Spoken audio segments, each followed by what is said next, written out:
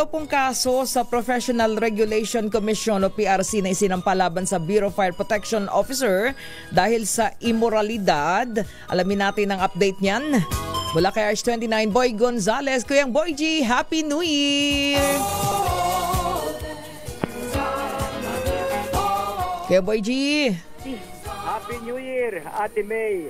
Yan, si Senior Fire Officer 2. Excepto Otto Reka Janisa Palpalatok, isang registrado nurse at membro ng Bureau of Protection ay naharap sa isang formal na reklamo sa Professional Regulation Commission o PRC Board of Nursing. Ang reklamo na isinampa noong December 23, 2024 ni Ginang Paisa Mutla Utwali ay nag-akusa kay Palpalatok ng di professional na immoral sa pag-ugali dahil sa pagkakaroon ng bawal na relasyon o romantikong at sexual na relasyon sa asawang ni Ginang Utwali na isang dating opisyal ng Marine na natanggal sa serbisyo.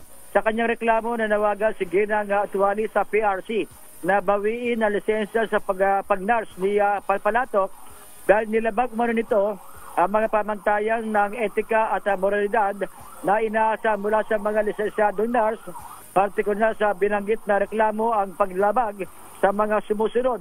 Board of Nursing Resolution 220, Series of 2004, ang Code of Ethics for Registered Nurse, Republic Act 9173, ang Philippine Nursing Act of 2002 na nag-uutos ng ethical na pag-ugali ng mga practitioner at Board Resolution 424 o 425 October 22, 2003 na nagtataguyod ng mga pamantayan sa pagsasagawa ng nursing practice sa Pilipinas.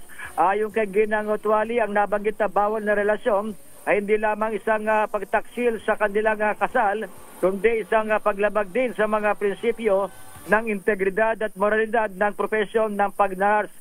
Ang kasong ito ay dagdag lamang sa mga legal na isyong kinakaharap ni Palpalatok. Kamakailan lamang initasan ng korte sa Pasay City ang kanyang pag-aresto kaugnay ng isang kasong illegal na recruitment na kinasasangkutan ng mga aplikante sa Bureau of Fire Protection. Ang mga aligasyon ng professional na pagkakamali at illegal na aktibidad ay nagdulot mano ng matinding dagok sa kanyang karera sa serbisyo publiko. Ito si Boy Gonzales para Boy G. Yes, Ate